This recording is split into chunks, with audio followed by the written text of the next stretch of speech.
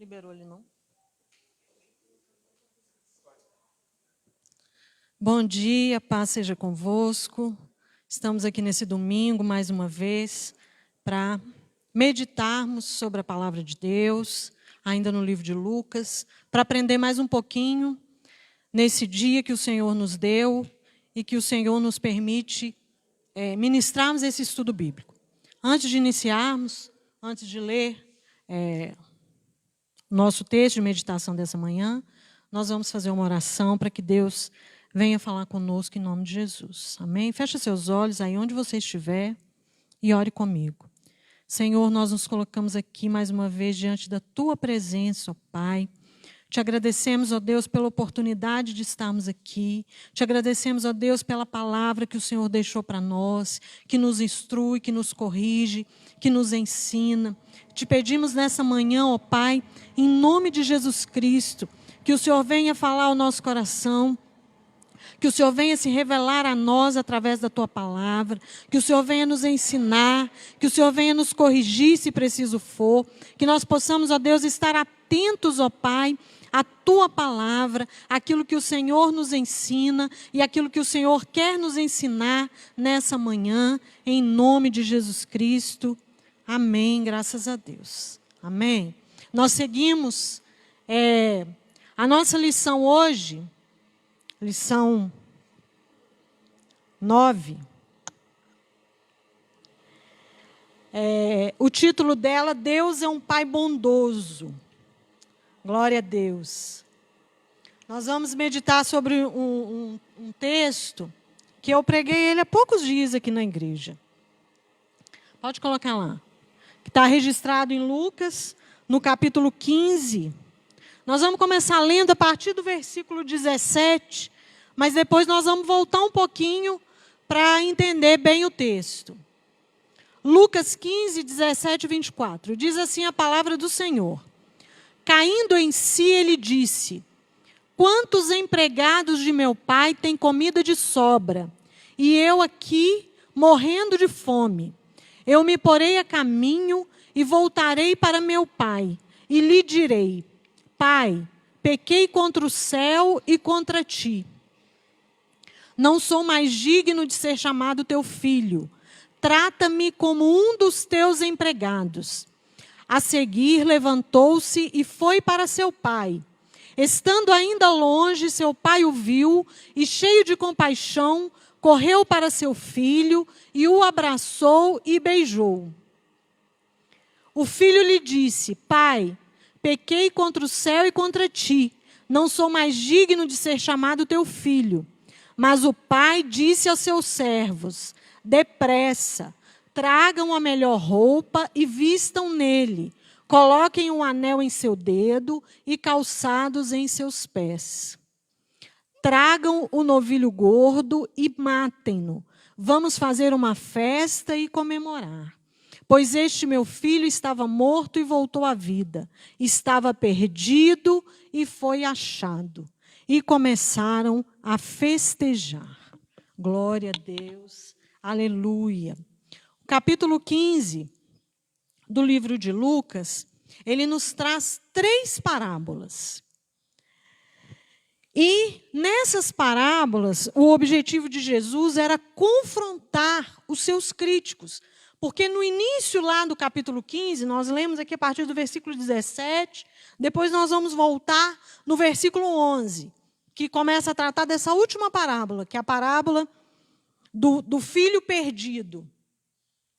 Mas no início desse versículo, a palavra do Senhor ela nos diz que os publicanos e os pecadores, eles se aproximavam de Jesus para ouvir os seus ensinamentos.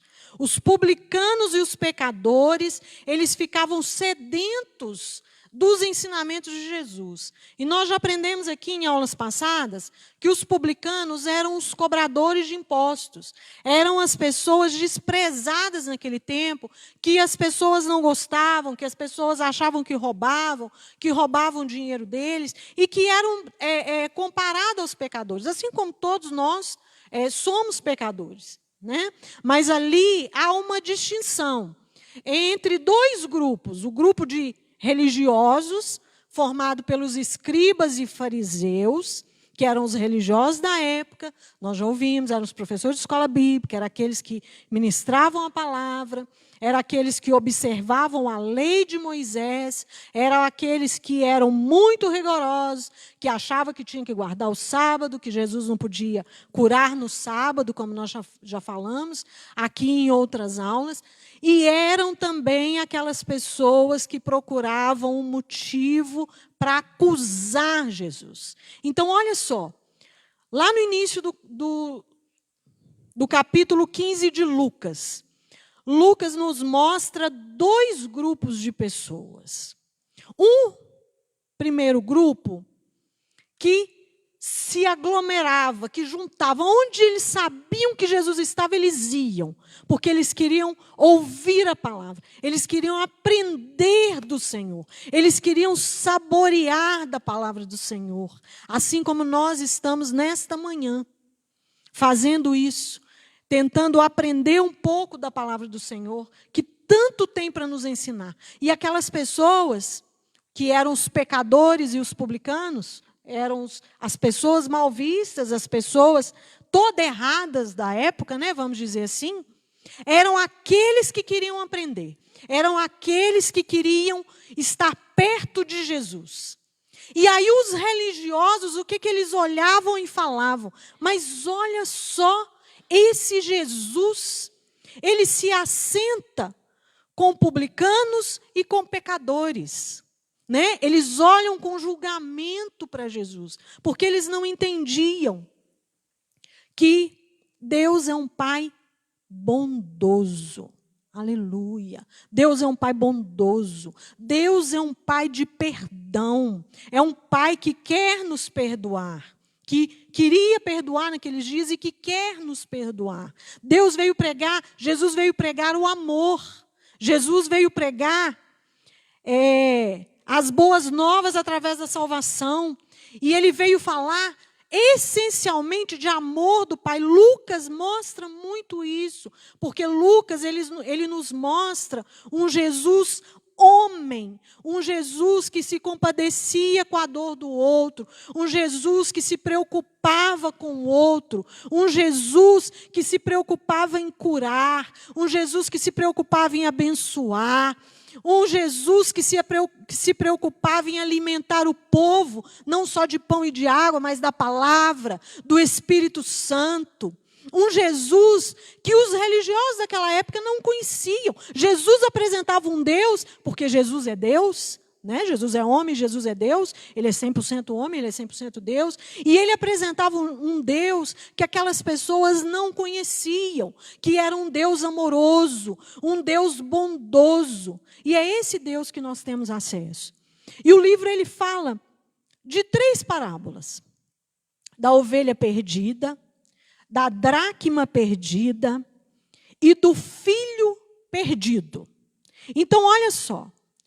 A ovelha perdida, a dracma perdida e o filho perdido, o que Jesus queria mostrar com isso? É esses 3, a dracma perdida, a ovelha perdida, o filho perdido, eles representavam os publicanos e os pecadores. Eles representavam aquele grupo que estava sedento, que queria aprender de Deus, que queria crescer no conhecimento da palavra de Deus. Agora, as 99 ovelhas, as 9 dracmas e o filho mais velho, eles representavam os religiosos, que eram os escribas e os fariseus. Né? Na parábola da ovelha perdida, Deus fala que quem é o pastor, que se ele tiver com 100 ovelhas e uma se perder, ele não larga as 99 e vai atrás da uma ovelha que está perdida. Ele fala também da mulher que perde uma dracma, uma moeda, tendo 10 moedas, ela perde uma moeda. mas que ela limpa a casa toda, que ela arreda tudo, que ela procura tudo para procurar aquela uma moeda que está perdida. E nessa parábola que nós lemos, Jesus fala do filho mais novo que chega para o pai e pede para o pai a sua parte na herança. E o pai atende o desejo daquele filho. O pai tinha 2 filhos, o mais novo e o mais velho. O mais velho fica contrariado com a atitude do pai, mas o pai aceita o que o filho pede, dá parte da herança para ele e deixa ele ir, e deixa ele seguir. Pode passar ali. Então, olha só. A primeira parte dessa parábola que nós lemos, ela contém 5 blocos que correspondem ao estado da queda e restauração do pecador arrependido. Então, o tema da nossa mensagem é a bondade de Deus. A palavra-chave é perdão. Pode passar. A partida. Aí nós vamos ler agora os versículos que nós não lemos antes, porque nós começamos a partir do versículo 17. Mas a parábola, ela começa no versículo 11, que diz assim: Jesus continuou. Quer dizer, ele continuou contando as parábolas. Ele já tinha contado das 100 ovelhas e já tinha contado da mulher que tinha as 10 dracmas. Aí ele começa a contar a parábola do filho perdido. Jesus continuou. Um homem tinha 2 filhos. O mais novo disse ao seu pai: Pai, quero a minha parte da herança. Assim, ele repartiu sua propriedade entre eles. Não muito tempo depois, o filho mais novo reuniu tudo que tinha, tudo que ele recebeu da herança do pai, e foi para uma região distante, e lá desperdiçou seus bens vivendo irresponsavelmente. Então, do versículo 11 ao 13, o primeiro bloco dessa parábola, que é a partida do filho. Ele recebe a herança, ele pede ao pai a herança, o pai atende o pedido dele, ele recebe a herança e sai, e parte. Pode passar. Depois, o segundo bloco, nós temos a miséria que esse filho ele experimenta lá na terra distante. E isso nós vemos no versículo 14 e 16, que a gente não leu, também vamos ler agora, que dizem assim: Depois de ter gasto tudo, houve uma grande fome em toda aquela região, e ele começou a passar necessidade. Por isso, foi empregar-se com um dos cidadãos daquela região, que o mandou para o seu campo, a fim de cuidar dos porcos. Ele desejava encher o estômago com as vagens de alfarrobeira que os porcos comiam, mas ninguém lhe dava nada. Glória a Deus. Olha só, aquele filho que tinha tudo, aquele filho que pediu antecipada a herança do pai, porque a herança é de quem morre, não é de gente vivo, né? No direito a gente vê muito isso. Não existe herança de pessoa viva, mas aquele filho, o pai, estando vivo, ele chega e fala: eu quero a minha parte, eu quero tudo que é meu, e o pai prontamente atende, ele vai e parte, que é a primeira parte da parábola. Na segunda parte, olha só o que acontece. Aquele filho que recebeu tudo do pai, que recebeu a herança, ele sai de forma longe da presença do pai, de forma irresponsável, ele gasta tudo, ele perde tudo, e diz a palavra que veio uma grande fome, né, na região para onde ele foi, ele chega a passar necessidade, ele começa a trabalhar, o serviço dele era alimentar os porcos, e ele, passando fome, aquele filho que tinha tudo na casa do pai, aquele filho que comia bem, que se vestia bem, que andava limpo, que morava bem, que tinha uma vida boa, que tinha uma vida próspera, ele tem o desejo de comer a comida dos porcos. Ele inveja os porcos. Então, a segunda parte fala... Volta lá um pouquinho. Volta, anterior. Fala da miséria que ele experimenta na terra distante. Depois, na terceira parte, pode passar, Natan. Na terceira parte, nós já vemos a contrição pelo pecado. O que é isso? O arrependimento daquele filho. O filho cai em si, ele vê a besteira, ele vê a bobagem que ele fez e ele se arrepende profundamente. Aí já está nos versículos que nós lemos, mas vamos repetir. Caindo em si, ele disse: quantos empregados de meu pai têm comida de sobra, e eu aqui morrendo de fome? Eu me porei a caminho e voltarei para meu pai e lhe direi: Pai, pequei contra o céu e contra ti. Não sou mais digno de ser chamado teu filho.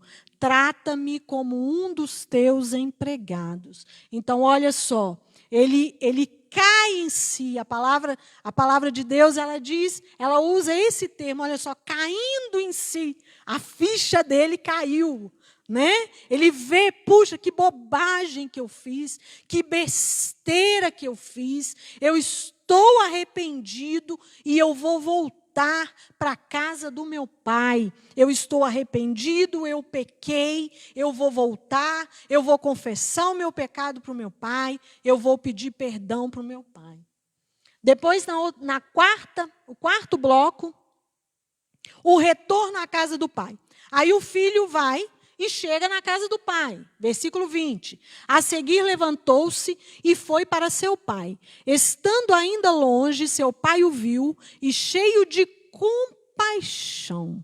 Então, olha só como que Jesus, ele apresenta Deus para aquelas pessoas. Um Deus cheio de compaixão. Um Deus cheio de amor. O filho pecou. O filho, ele afrontou o pai, pedindo a herança antecipada. Ele afrontou, ele errou, ele perdeu tudo que tinha, quer dizer, que era do pai, que o pai suou. Mas olha só como que o pai o recebe. Com compaixão, correu para o seu filho, o abraçou e o beijou. Amém? Glória a Deus. É assim que Deus nos recebe. É assim que Deus nos espera. Nós, ainda pecadores, nós todo errados. Quando vem arrependimento no nosso coração, irmãos, Deus, ele vem cheio de compaixão. Porque se nós nos afastamos de Deus, se nós saímos de perto de Deus, o que Deus mais quer é que a gente volte, é que a gente se aproxime. E Deus é um Pai amoroso. A palavra do Senhor, ela diz que se nós, homens, né? Homens, mulheres, nós, seres humanos, que somos ruins, nós fazemos coisas boas para os nossos filhos. Imagina Deus que nos ama num amor infinito.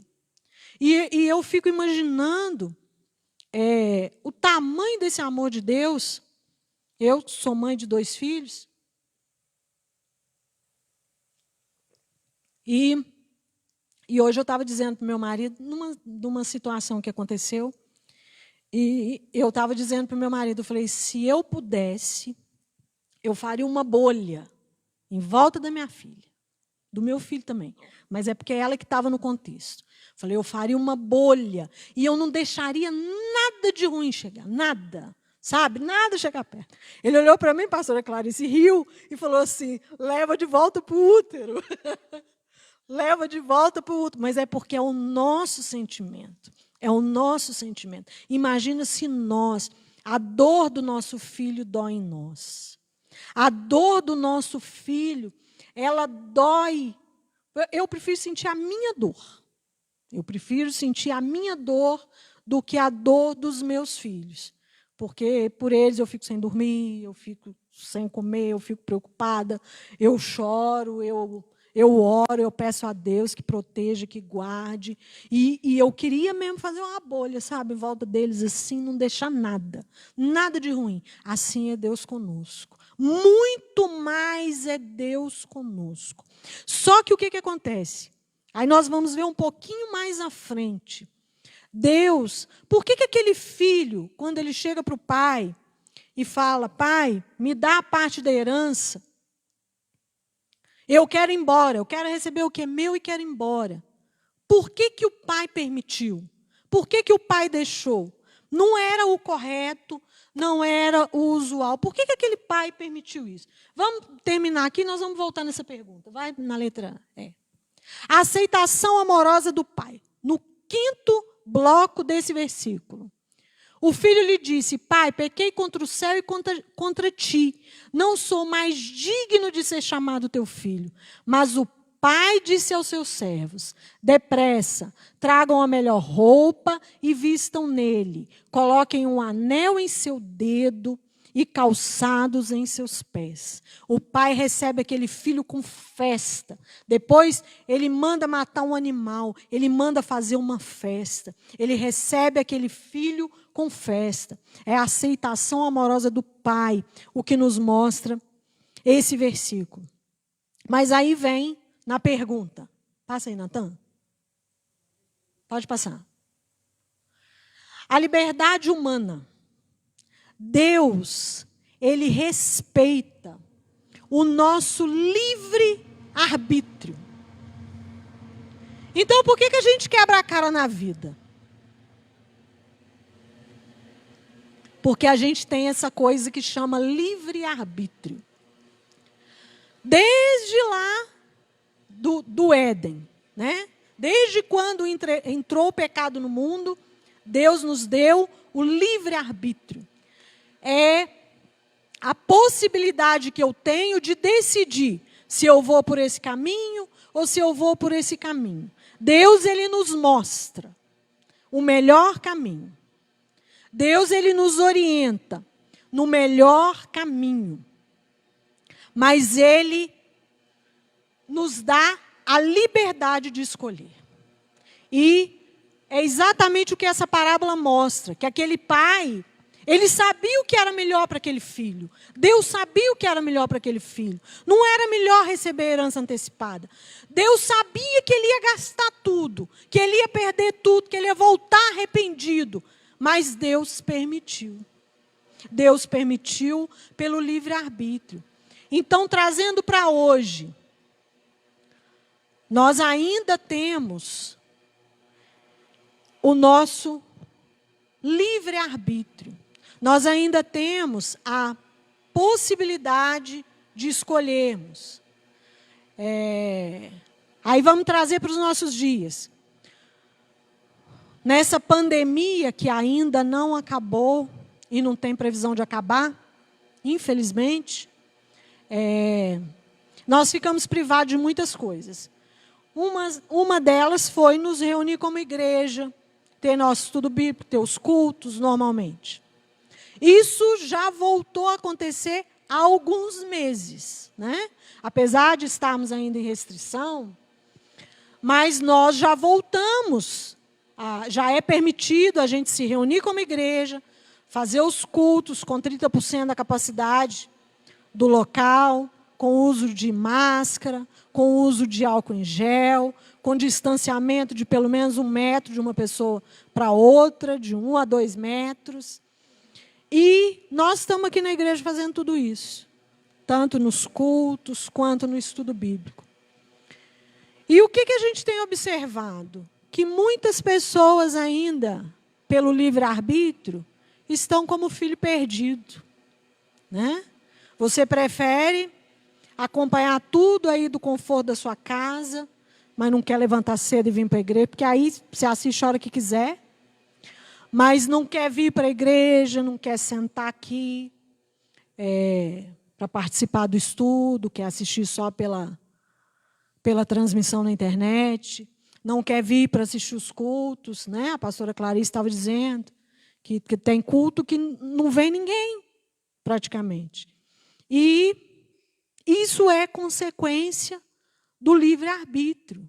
Mas o nosso estudo de hoje, essa parábola que Jesus nos deixou hoje, ele nos mostra que nós temos o livre-arbítrio, mas que nós podemos nos arrepender como aquele filho arrependeu. Nós podemos voltar para a casa do Pai. Ainda é tempo de voltar para a casa do Pai. Eu fico imaginando quantas pessoas que se afastaram do Senhor nesse período. Alguns que estavam começando, outros que talvez já estavam até muito tempo na presença do Senhor, mas eu imagino que muitas pessoas se afastaram. Sabe por quê? Porque é muito gostoso ficar em casa. É muito bom domingo à noite sentar na frente da televisão e ficar assistindo a televisão. Né? É uma delícia domingo de manhã poder ficar dormindo. Oh, coisa boa. É muito bom. E as pessoas se acomodaram. E muitos se acomodaram. Então, assim, que Deus possa estar falando no seu coração, no meu coração, no coração de todos aqueles que escutam, que nós precisamos voltar. Nós precisamos retornar para a casa do Pai. E saber que o Pai está preparado para nos abraçar, para nos receber cheio de amor, para trocar as nossas vestes, para colocar sapato nos nossos pés, para colocar um anel no nosso dedo. Que Deus está cheio de compaixão em ver que talvez nós não estamos trilhando o caminho que Ele queria que nós estivéssemos, o caminho que seria ideal que nós estivéssemos trilhando. Mas Deus está te esperando. Deus está te esperando, cheio de compaixão, cheio de amor, sem julgamento, pronto para te perdoar, assim como aquele pai fez com aquele filho. Pode passar. Miséria e arrependimento. Olha só, nós dissemos, aquele filho, quando ele estava na extrema miséria, em terra estrangeira, ele caiu em si. Quando nós estamos longe da presença do Senhor, nós estamos na miséria. Não é a mesma coisa participar do estudo bíblico aí da sua casa, na live. Não é a mesma coisa. Tenha o compromisso de vir na igreja, tenha o compromisso de estar aqui nos cultos, pelo menos uma vez por semana. Tente vir durante a semana se você puder, mas o compromisso é aqui. Deus deixou uma casa para que nós nos reuníssemos. Nós precisamos, é claro que talvez você está aí pensando, mas Deus está em todo lugar, Ele está na minha casa. Com certeza, irmão, Deus está em todo lugar. Ele está aqui na igreja, Ele está na sua casa, Ele está no seu trabalho, Ele está onde você estiver. Mas nós precisamos dos irmãos, nós precisamos nos reunir como igreja, nós precisamos das outras pessoas, nós precisamos congregar. Amém? Então, que nós possamos cair em si, em nome de Jesus, como aquele filho. Pode passar. E possamos retornar para a casa do Pai, assim como aquele filho retornou para a casa do Pai. Pode passar.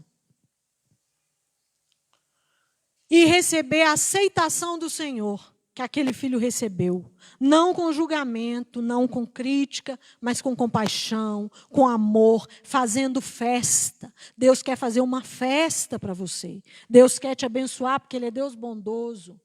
Pode passar, Natan?